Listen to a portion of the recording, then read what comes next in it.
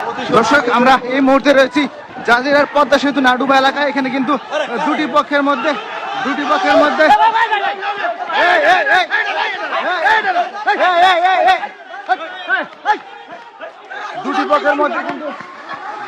মধ্যে কিন্তু এখানে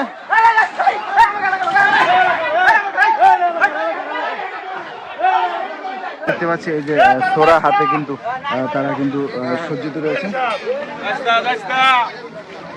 সজ্জিত হয়ে কিন্তু তারা সাধারণ শিক্ষার্থীদের উপরে কিন্তু হামলিয়ে পড়ছেন।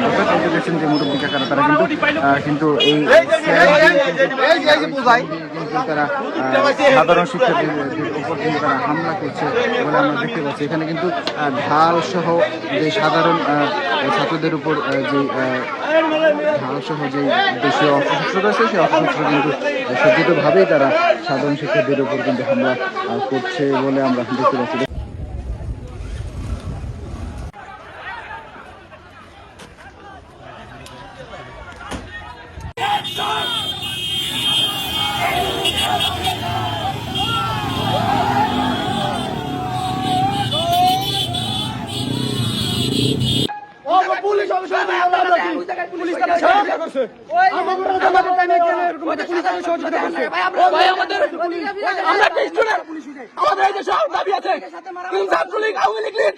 আমাদের এই দেশটাকে মারি চাপাতে দিচ্ছে এবং আমাদের প্রধানমন্ত্রীও এই দেশটা আমরা চাই সুস্থ এবং সুন্দর তুলে চলুক, কিন্তু মারা কোটা আমাদের জন্য না।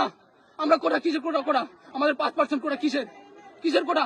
আজকে মুক্তিযোদ্ধা 7 কোটি মানুষ ছিল বাংলাদেশে, 30 কোটি লোক শহীদ হয়েছে, 30 কোটি মানুষ কই হেরা পাইবাস আর বাদ বাকি 6.5 লাখ মানুষ।